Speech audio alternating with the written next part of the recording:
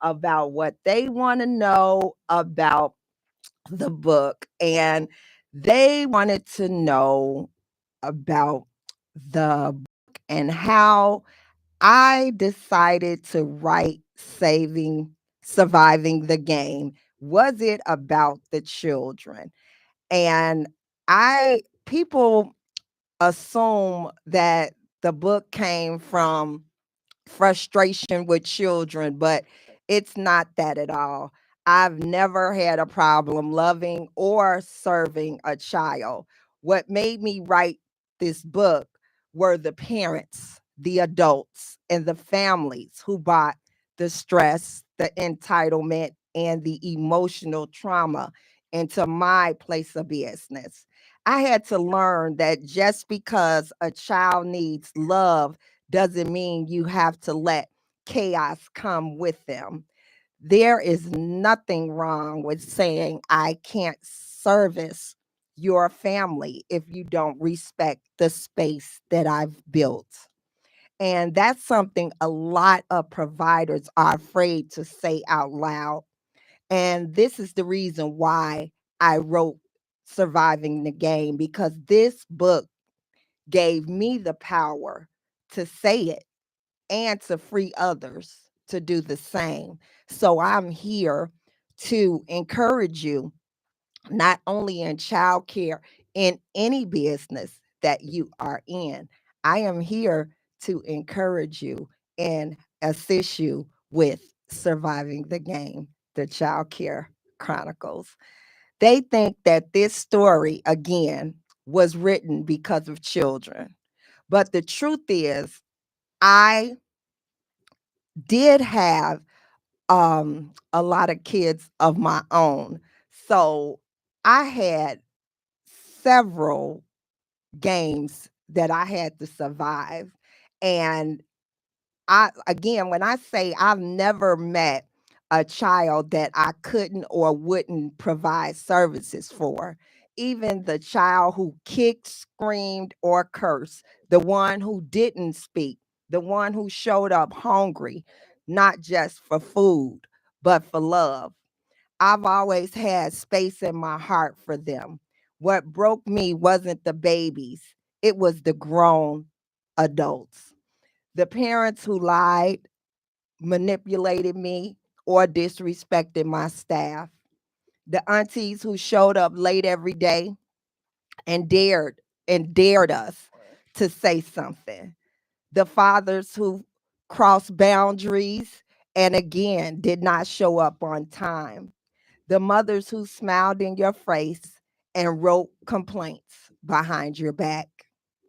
It wasn't the children who made who made me cry in my car. Trust me, I was crying in a 15 passenger for real before opening the daycare door.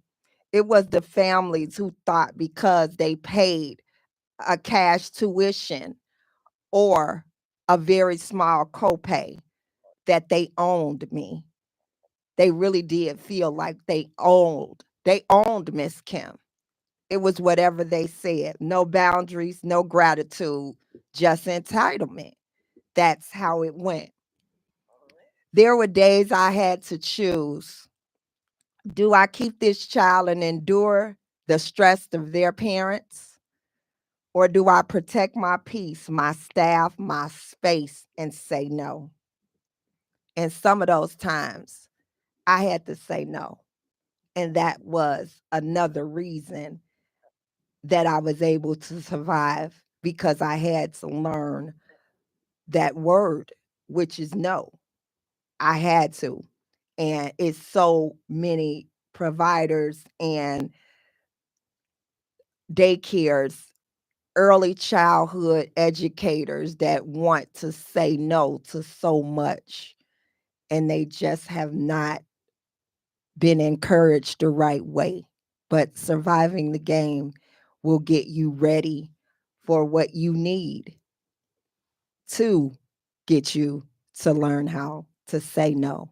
And it's okay to step back from other situations that you do not feel comfortable with when it comes to working with children. So again, I'm going to go to one of the next ones that was asked of me. Again, it has been so good to just be able to reach out and talk to so many people that share the same passion and that has the same goals. It doesn't seem like it, but September 12th will be, Miss Kim, 30 years that my doors have been open. So again, that is a testimony in itself. And I just thank God that I have been able to survive the game, because I started with so many that could not last 365 days in this field. So just think about 30 years, and I'm almost 50 plus one. So again, I thank God for allowing me to be able to pour into so many families. Um, they wanted to know, someone wanted to know um, the reason that I built the program that I opened. Um, why did I get into daycare? I built a program with one good goal in mind. I wanted my program to stand out from any other program that was in our area. I wanted to have the kind of program that when parents sit at their kitchen tables balancing their bills and budgeting their checkbooks, trying to make tough decisions. I didn't want childcare to be a question. I want them to be able to choose childcare. It's never a second guess. Yes, I need to go to work because I do have quality care. They didn't just have to choose. They could have chose getting their hair done, keeping the cable on, or paying their daycare bill, because they already knew. They already knew that if they don't have their provider, they can't make money. So again, that was one of the things that I continuously did, and that was to always keep an amazing program in early childhood. And again, almost 30 years later, and I have no complaints. I It's a little bit harder for me for those early mornings, but again, I'm getting back into the swing of things, and because I've realized that, sometimes those hours have to change, and it's okay to change some things. So me changing some things, it's okay to do that, especially in this type of profession. So again, they want to know, what is the difference between daycare and a babysitter? Just like I stated in Surviving the Game, I always said, that we are not acknowledged as well as we should be.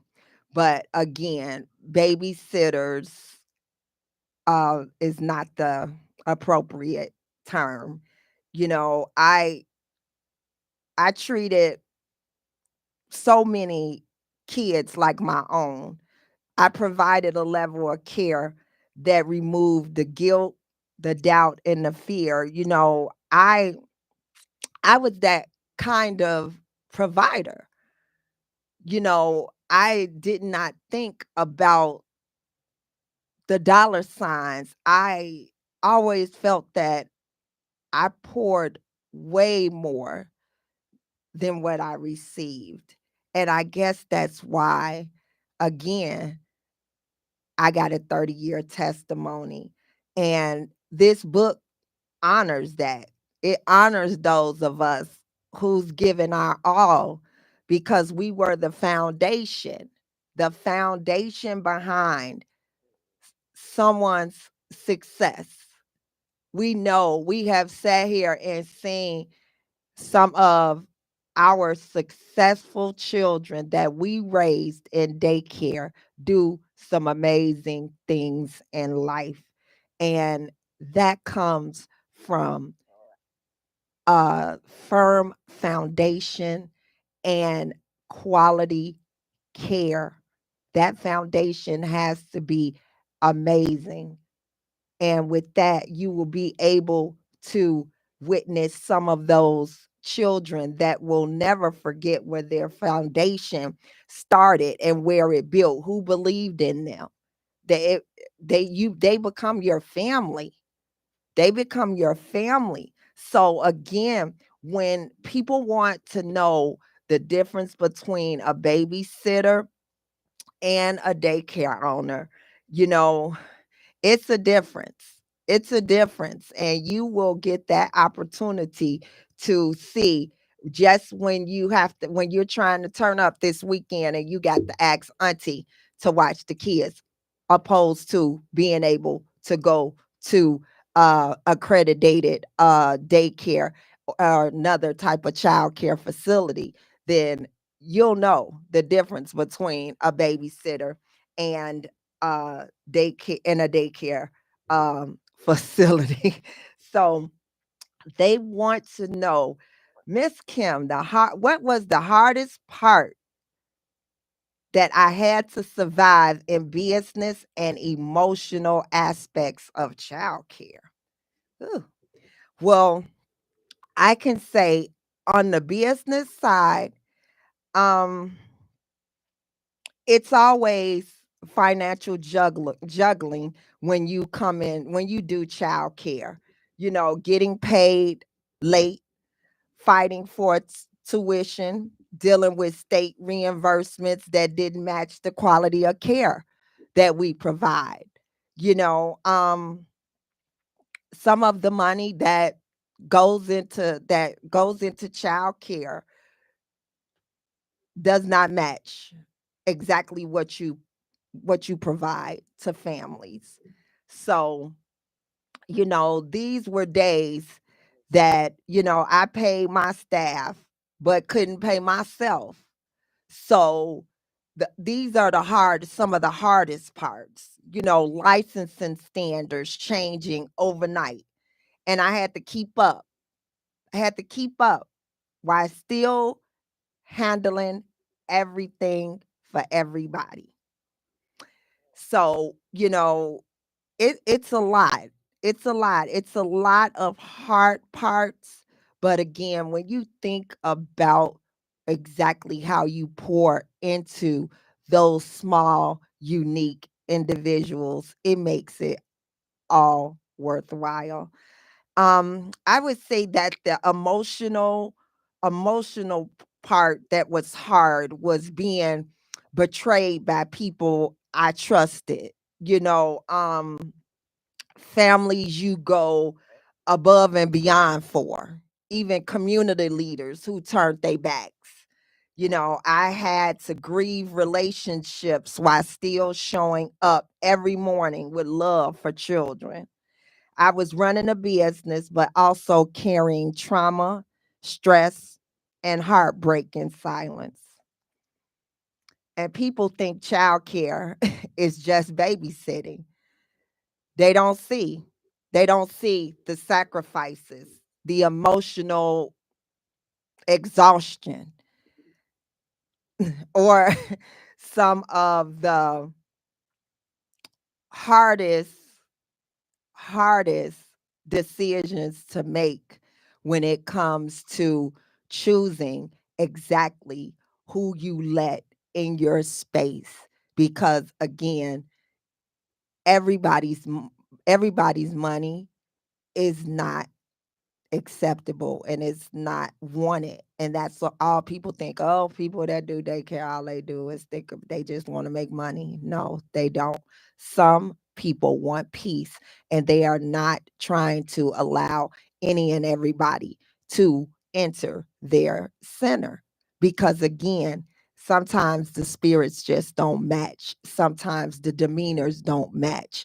And again, when you get a chance to get your copy of Surviving the Game, you will read about Miss Kim is the one that makes the final decision if I'm going to provide care for your family. You cannot come in waving your Cash App symbol and thinking that's going to make me say, okay, you can start Monday. No, that's not. I need to know if we're going to mesh well together. And again, that comes with multiple interviews because, again, we become a family when you walk through that door. And even though some families don't get along and they still have to tolerate each other, that's just not the thing that I wanted to do in my business. I needed to be extremely selective on the daycare parent team that uh, I started in my business. It was not easy because, again, any and everybody will show up and they need a service. But again, are you able to work with that particular parent? Because you will know on the first interview, probably the first phone interview, if that family is a good fit.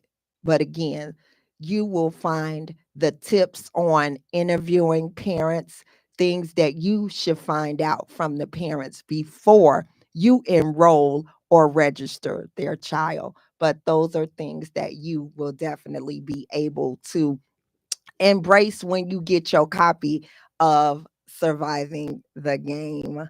Is everything I okay? have a question for you. Go ahead, Miss Did Wanda you B. find writing the book therapeutic? Yes, I did. I found the to write Surviving the Game extremely therapeutic. The one thing about it it it was a method of therapy, but it did open up some very old wounds.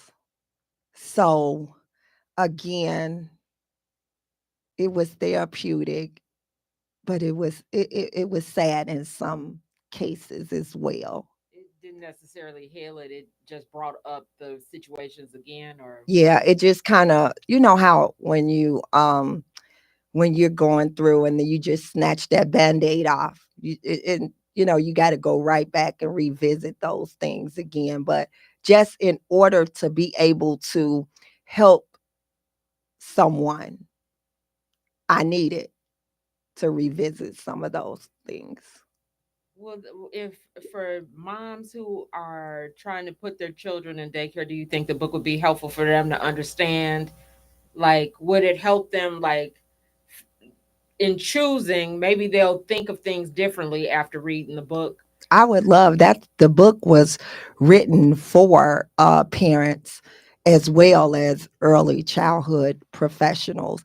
It was definitely written for parents, and I would like more parents and grandparents to purchase a copy for themselves because maybe they'll learn how to act when they go to their next daycare. And they, because like I said, it's never a child. It has never been. In all 30 years, it's usually the I've parents, not never the had a children. child that I've met that I said they not coming here, but I have met some adults that I said I cannot stomach seeing them every day. And I'm sorry, but again, and it'll teach you how to deal with things like that. What are the things that those parents walked into our facility and showed us to make Miss Kim decide that we cannot service you?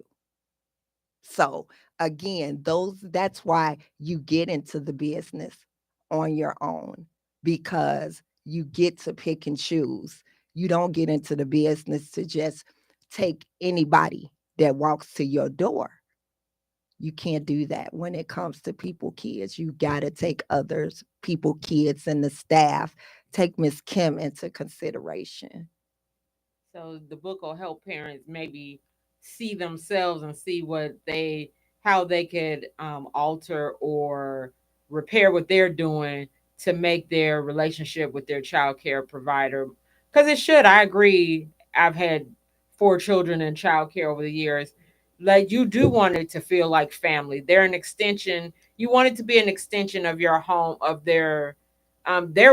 the daycare providers are with the child probably more hours than the parents sometimes Every day, every day. and every day. and so it's important to have a good relationship.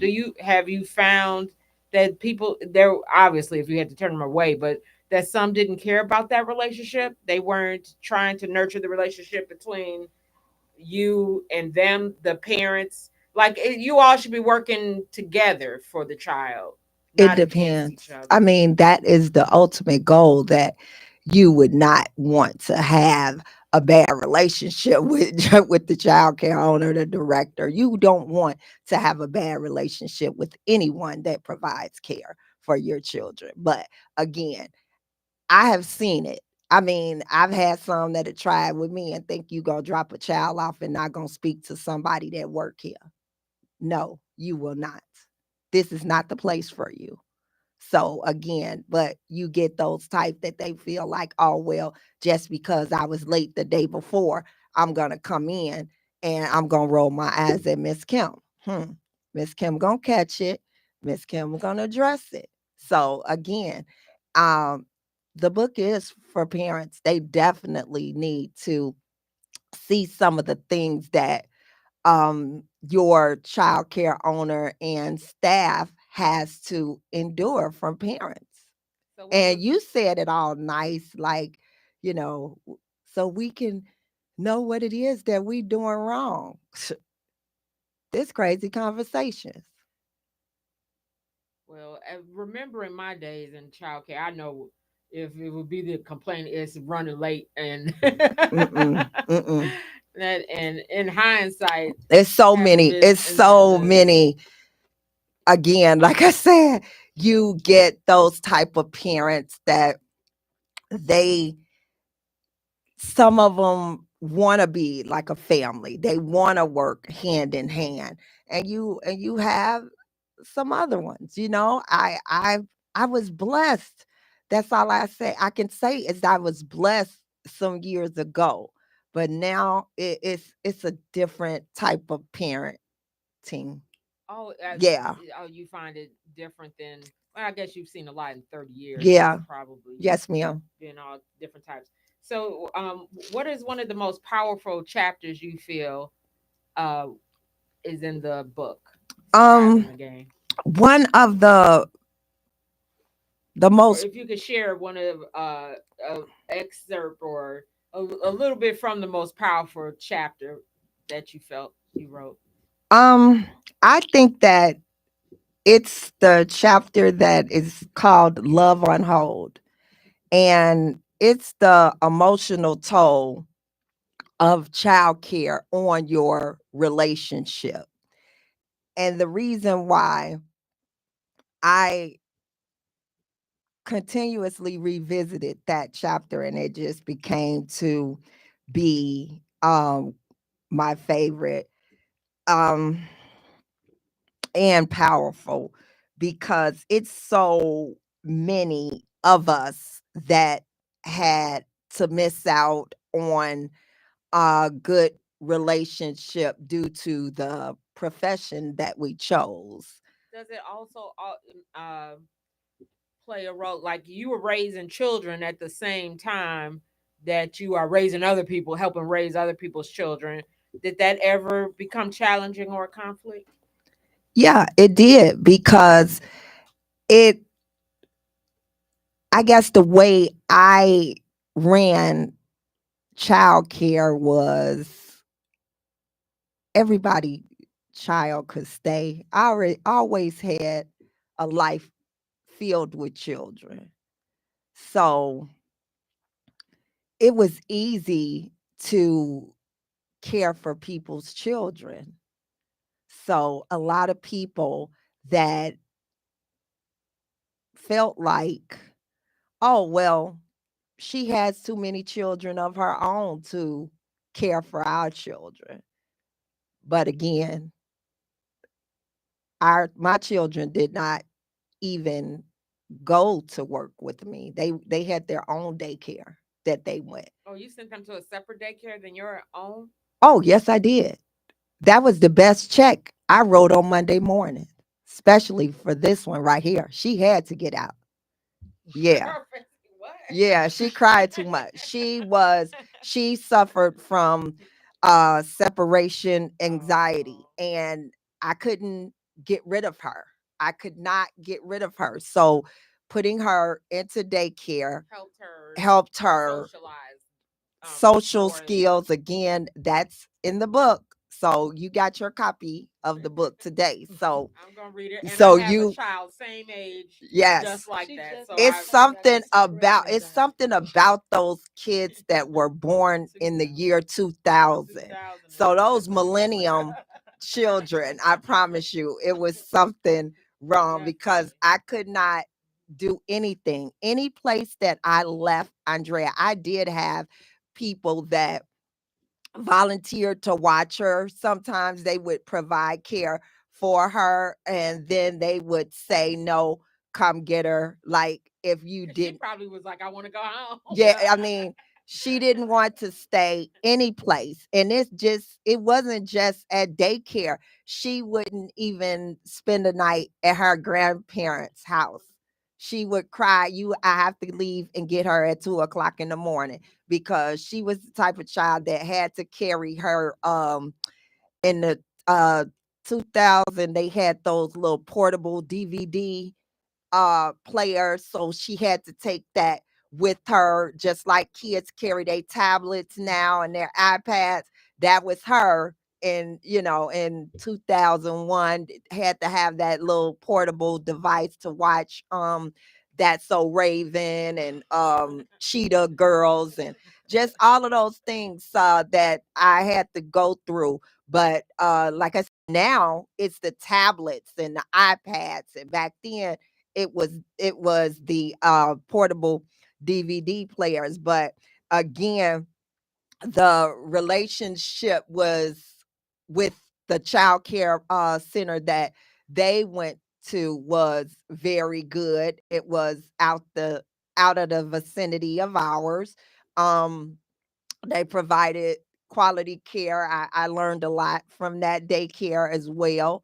So it was one that I leaned on for professional assistance. So again, some daycare owners need to know that it's okay to send your children to another daycare. You do not have to be mom at work and at home. It's okay. I cried about it so many times. And then I realized that it was the best thing to do for myself and being a mother. I had a lot of kids. So again, that was like the best decision that I have ever made because again, every child was not happy with their mom nurturing other children. So again, other daycare owners and providers may say, "Oh, well, I don't have that problem. My kids stay at the daycare with me." But again, it's so hard for your children to witness you giving that type of love to another child. And it's nothing that they do on purpose. It's not to be mean or anything. At that age, they just have not grasped that concept because they still need so much nurturing. And to see their mom pouring into so many others, it wasn't a good thing because some of my children needed me more than the others. So they all had to go. and Uh, that worked out there's a amazing. question here on YouTube. Lucinda says she has two. The first question is, how did writing this book influence your daily life now?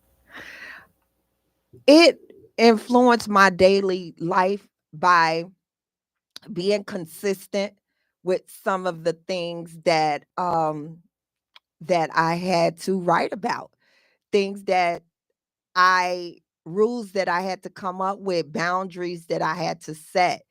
It's making me stick to it. No matter what type of family walks through my door, I still have to keep those boundaries and again continue to provide quality care, but keep those boundaries up when it comes to providing that quality care. Then her next question was, did writing this book move you into your next chapter in any way? Yes, writing this book because again, surviving the game was actually um written in 2019. I had started it then, and my aunt was helping me with surviving the game. We were going through so many challenges in daycare that she said, why don't you help people? Because at that time I was doing consultant work and I was going out to daycares and I was conducting the staff meetings and I was conducting the parent meetings, the uncomfortable meetings that directors and childcare owners did not want to do because they looked like the bad person. So I was paid to go in to be that bad person. So it has changed my life because just how I go in there to train those parents and train that staff, I had to do the same things and stop bending so much because again, some of these families jump from daycare to daycare. When you don't do what they want you to do, or you don't say yes, or you don't keep accepting late payments and late pickups, they jump from daycare to daycare. So with that being said, as long as I stood firm on the boundaries, it has helped me in my daily life now. It childcare looks so different now than it did 30 years ago. And again, you will I hope Miss Lucinda has her book, and if she has surviving the game, she needs to contact us so we can sign it. We can talk about it. It also has a book club tour guide in the back, so that you can have group discussions. You can FaceTime me. I can talk with your group about this. You can sit down with your staff and you all can go over. It's a staff guide in there so that you can know the things to say and the things to do when it comes to your staff, communicating with parents, communicating with the director. There are some amazing things to help you get to your quality care. And with that, you would have to get um,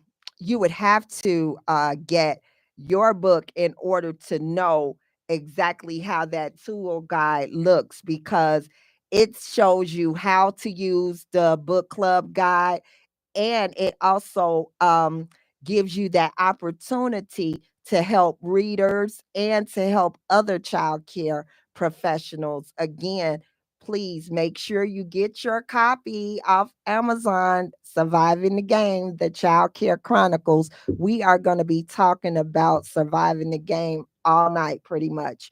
So, again, I wanted you all to know that I built my program so that parents didn't feel anxiety when they sat down and had to make a child care decision, and they did not feel anxiety when they had to go to work. They know that they made the best decision and that they would be receiving the best care. Again, it has been such a pleasure over the last 30 years. Again, like I said, I have not met a child that I did not want to service. But again, when you get your copy and of Surviving the Game, I'm telling you, those real stories behind childcare are raw and they're real. And again, it will help you get through some of those situations that you are going through with your daycare facility right now. I'm gonna take. Let me see. I'm gonna read a couple. I got a couple more that I can. It says, "Do how do you want this book to shift the conversation about childcare work in America? How do I want this book to shift the conversation about childcare work in America?"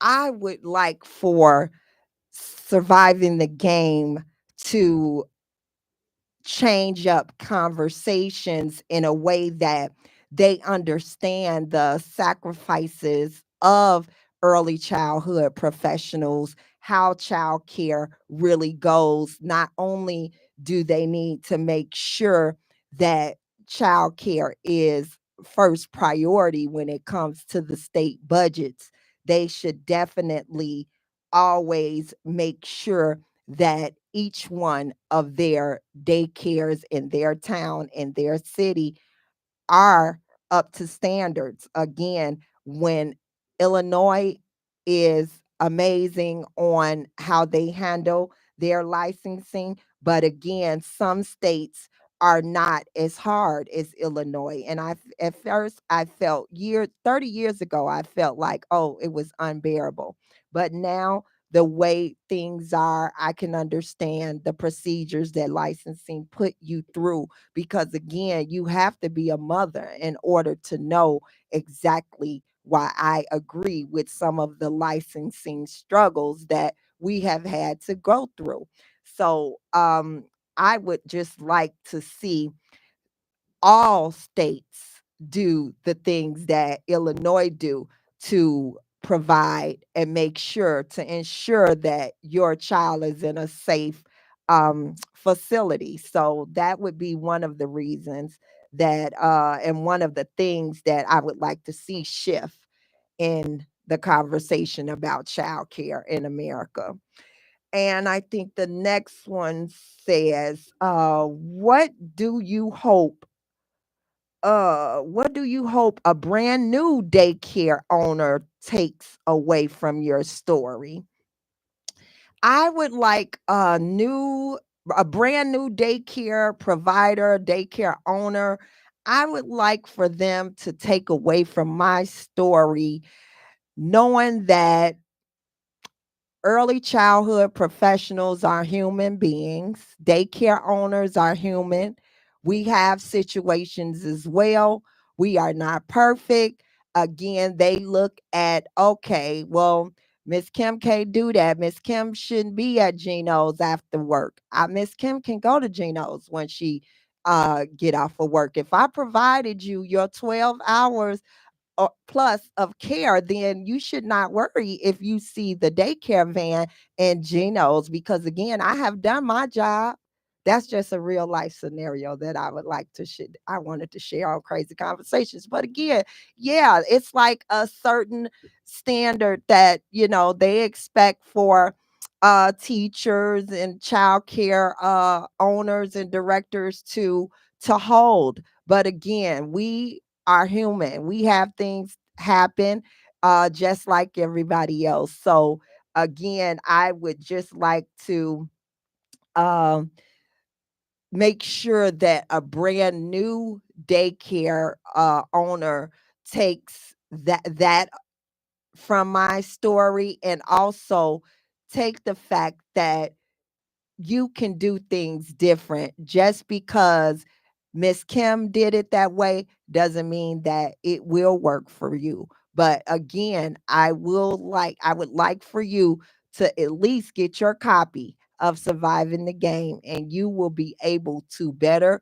put together exactly what you can take away from the story, because everybody will not take the same thing away from Surviving the Game, the Child Care Chronicles.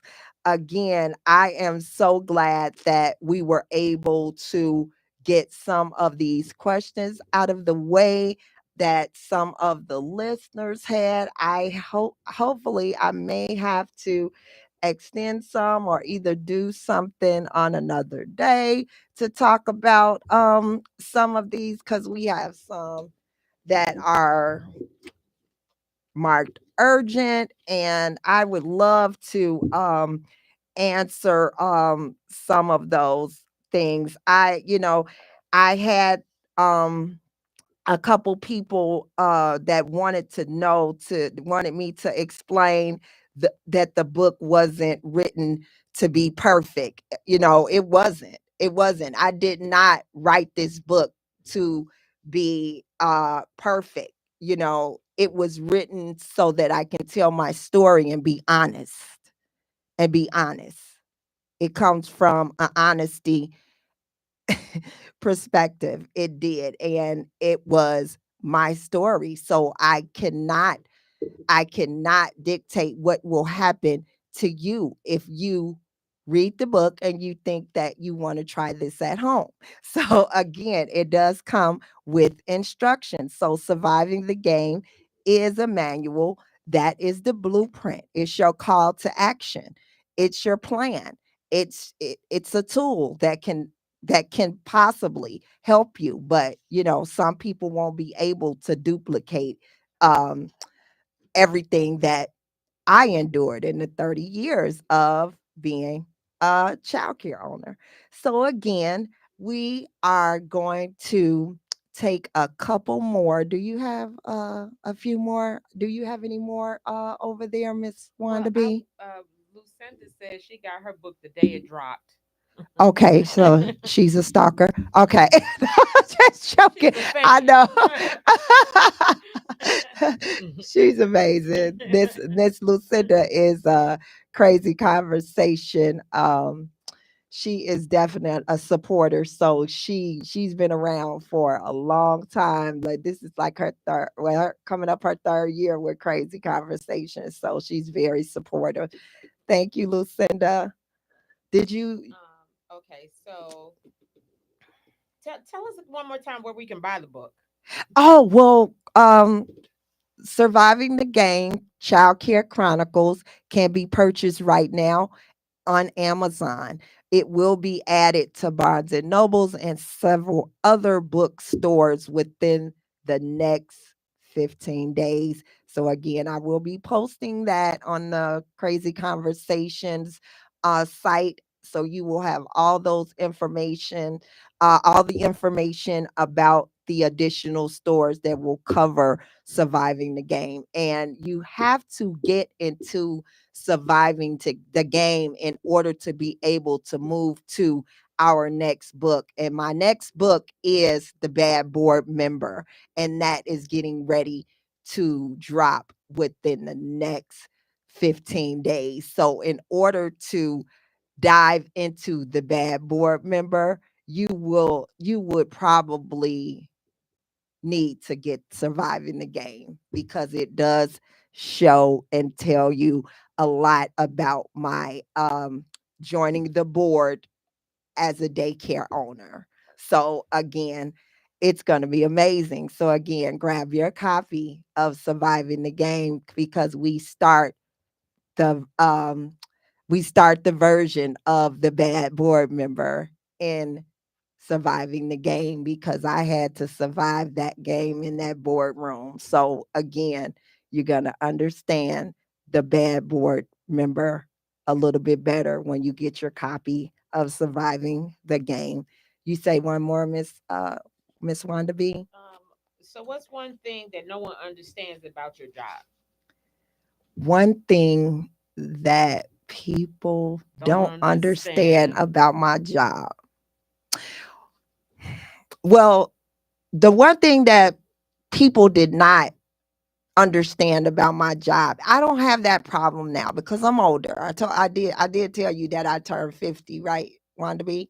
Well, in the beginning, you told us don't try to figure your age Okay, out, well, okay, but okay, then you did okay, okay, say okay, you okay. did So say the that. one thing that I struggled with back in the day is, again, I started my child care journey at the age of 20. So the my friends, I couldn't do what other 21-year-olds got to do. 20-year-olds, they got to turn up. I had to take care of people kids. I couldn't have company.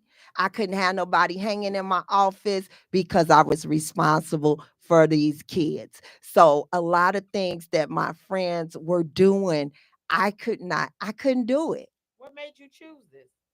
My career, Yes, what made you choose the career? I'll tell you off the air. No, I chose Read the because book. I truly, truly loved my job. And I told you, my first job, I was an in home nanny Oh, where I went into the homes. okay. Yeah, I went in the area when growing up in Beverly. I had four families and I rotated, but I went into their homes and provided care. But again, my parents felt like I was exposed to too much being in other people's homes. So again, at that time I was preparing to graduate and start college, but I didn't know that I was going to remain here. So when I remained here, I still wanted to work with children and attend school. And that's what I did. And so my daycare did not open until at night. So I didn't have to work in the morning. My daycare didn't open until 7 p.m. Oh, that was nice for people who work that shift. I didn't That's have children of my own, so it was okay. oh, that was nice for because that's a time frame that's very hard for Oh, yeah. parents who work at Oh, night yeah. to find Yeah, childcare. I had some doctors, nurses, police officers, firefighters, very professional clientele. The only thing that they had a problem with is that I was so young and that I was not a parent of my own. So that is another thing that I would like to say to newcomers into childcare. Don't be discouraged because you do not have kids of your own. I know that you have poured into some type of children in your family, at your church, in your community. And so many times I was discouraged or not given a chance by families because they felt like I was too young and I did not have children of my own. So again, that was one of the hard parts in childcare. But again, you will read that in chapter 7 of Surviving the Game. Those will be some of the things that you will learn to deal with. So again, I appreciate you all sending in the questions and the concerns about surviving the game. I hope I answered as many as I could. I am rushing because I got to hang out with Simeon Henderson and the Fly Guy. So do not turn y'all phones off yet because I'm going on the Real Talk podcast. And I hope they serving something because it's been a long day. So again, thank you so much, Miss Wanda B, for handling those questions over there. And thank you so much, Andrea, for hanging out with your mom. I know I'm lame, but I appreciate you coming again. Again, thank you so much for listening to Crazy Conversations with Miss Kim on the station that feeds your brain. Intellectual Radio. Good night, friends, and stay tuned for Simeon Henderson and the Fly Guy, the Real Talk